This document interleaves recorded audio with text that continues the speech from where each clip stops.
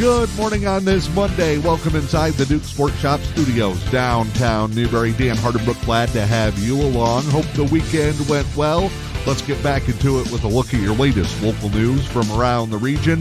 It is your Newberry News Update here on M123 FM. Your local news this morning is being brought to you by the Luce County Veteran Services Office. Proudly advocating for our area vets, Veteran Services Officer Rick Menard is ready to serve you. 293-4890. The Luce County Veteran Services Office, morning news sponsor this morning. In your local news this morning, the Habitat for Humanity of Hiawatha Land in Manistique is holding a snow sculpture contest to help raise money for various projects that impact the community. The snow sculpture contest is open now. You just need to contact Habitat for Humanity of the Hiawatha Land at 341-7437, or you can visit them at 401 Deer Street in Manistique. You can register for the contest for $25. It's open to all area individuals, families, schools, businesses, and organizations. The registration deadline is February 14th. You must submit a photo, and there will be prizes for first, second, and third place, plus a People's Choice Award. Once sculptures are complete and photos are submitted, voting boards will be placed at Jack's Fresh Market and Zephyr Fuel in Manistique. Proceeds from the event will go to impact the many projects the Habitat for Humanity of the Hiawatha Land does in Schoolcraft County. Rules include sculptures consisting of 90% or more snow, accessories, and coloring are acceptable. Armatures or molded shapes are not allowed, and all sculptures should be family-friendly and non-political in nature. You must submit your photo and registration fee by noon on February 14th. You can also email a digital copy to a.mcgregor@hiawathalandhabitat.com. Prizes will be awarded for the first, second, and third place, plus the People's Choice. It will be determined by people voting using picture and voting boards displayed at Jack's Fresh Market and Zephyr Fuel. Pictures of all entries will be incorporated into a Facebook snow sculpture album on the Hiawatha Land Habitat Facebook page. First prize receives $100, second prize receives $75, and third place $50. People's Choice Award winner gets a gift basket. Once again, for more information, you can contact them at 906-341-7437. The stretch of railroad systems that run from Munising to Trout Lake through Newberry is now under new ownership. Canadian National has announced that they've sold the stretch of railway and other areas to railway operating company Watco, who has taken over this past weekend. Watco is now operating XCN lines and will take over more stretches in the next week. Watco Short Line Railroads will begin operating the former Canadian National branches, not just in the Upper Peninsula, but areas of Wisconsin and Ontario as well.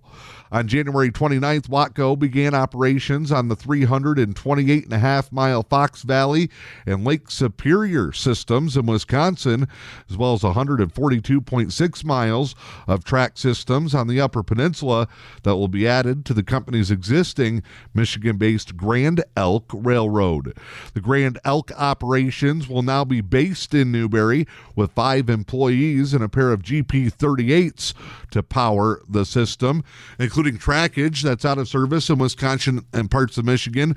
The rail line system consists of nearly 900 miles of track, serving more than 90 customers in Wisconsin, Michigan, and Ontario. Lines handle a range of commodities, including packaging and paper products, lumber and building materials, metals, minerals, agriculture products, and chemicals.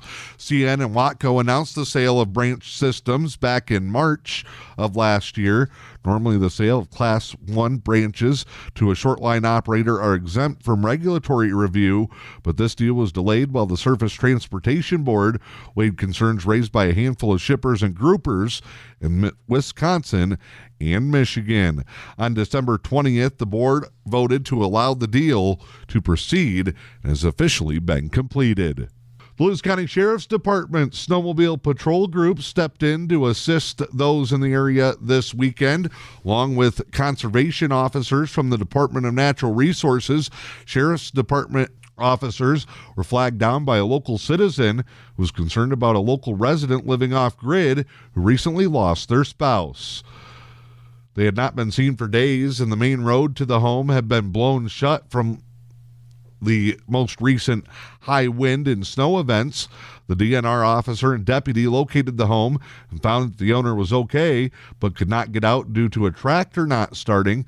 The DNR conservation officer and deputy from the Luce County Sheriff's Department assisted the homeowner in solving the starting problem and left the elated homeowner in good spirits and a concerned neighbor happy to hear the news.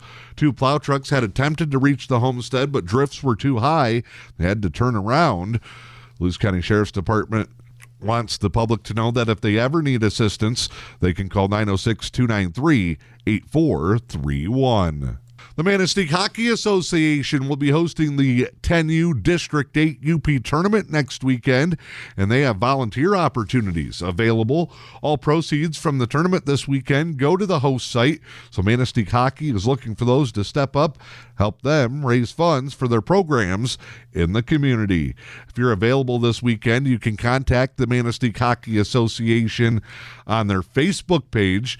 Just search Manistique Hockey or go to their website, manistiquehockey.com, for more information.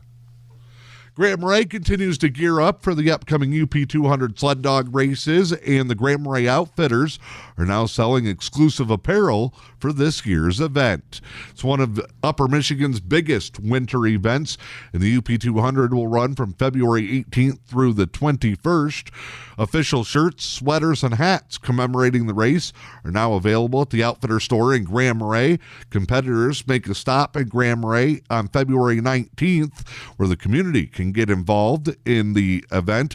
Remaining shirts that are not sold prior to the event will be moved to the Burt Township Community Center on race day. Once again, the UP 200 will make its way through Grand Marais February 19th. That is your latest local news this morning. It's your Newberry News Update here on M123 FM.